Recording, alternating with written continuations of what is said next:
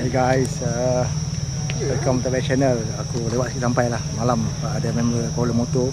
So sempat lah mengam pukul 8 dinner dia auto start. Aku pun sampai. So kat sini aku nak kongsikan video sekitar kawasan ni. Kalau korang tengok kat sini banyak motor GS GSA semua.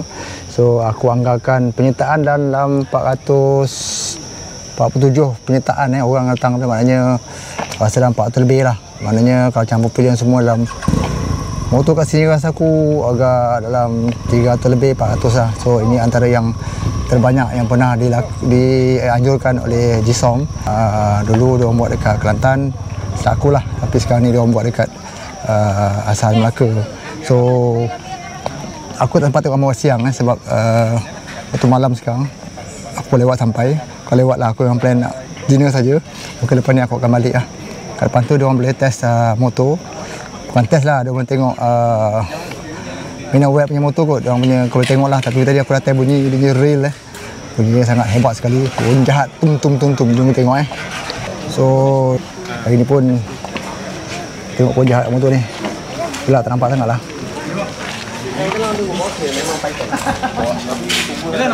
Ini motor 1300.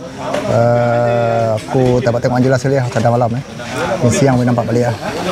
So dia orang dah tukar adanya exhaust. So dia punya ni ada kau tengok tak ada clutch tapi dia ada manual. Spek nanti aku share nanti lah apa dia punya spek. So tangki dia pun aku tengok lagi size dia berapa. So exhaust salah satu dia tukar dekat full system ni exhaust Acra Public.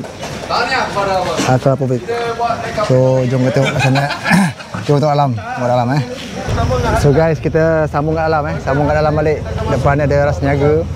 So dia orang ada beritahu kat sini kau tengok. Macam homestay ke. So kau tengok dia orang ada ride overseas overlander.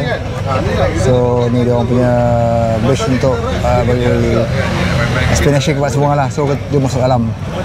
So bike and ride. So ni dia punya motor bike and ride bagi ras niaga. So kat dalam ni banyak barang yang dijual.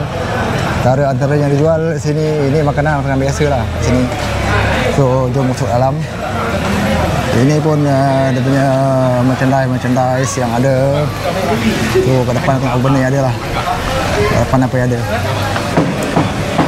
So ini lampu spotlight yang dijual. Ini brand Denali. So package dia kita tengok dalam RM908 asal RM1208. Try ni baik, Denali. So ni gerai yang ada. So kita dalam lah. So dah punya ada baju-baju, minyak pun ada. So ni pun jaket pun ada jual. So kita tengok sini. Not bad lah. Riding jaket. Harga pun mampu milik untuk pengguna-pengguna BN. So ini dia punya handlebar. Ya. So kata ini spotlight yang ada lah. Ini pun berapa harga dia? Itu dia ada ni, ada kamera 2208. So special 1998. So kata dalam.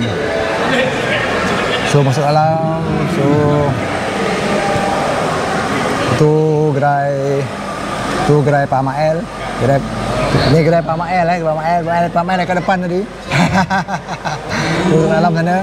Tu dalam cabutan bertuah. Tengok siapa yang di dalam.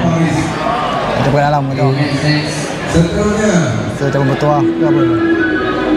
Tu kan kita dalam kat dalam tengok cabutan bertuah ke apa ni? Tak bukan cabut bertuah lah. Nama-namanya apa dah? Jom kita tengok depan ya. Sudah besok malam ni sudah ada aku balik malam ni. Lain tak balik. Dia tak balik, aku balik lah. So besok saya tidur lah. So kita pelan dapat lagi draw dapat shotnya. Oi, satu tak sengaja kasih percuma. Kesalahan. Dia punya ni. Oh, ya. Dapat? Tak ambil. Sebab orang tu dah tutup bisnes dah. So dia bagi dia.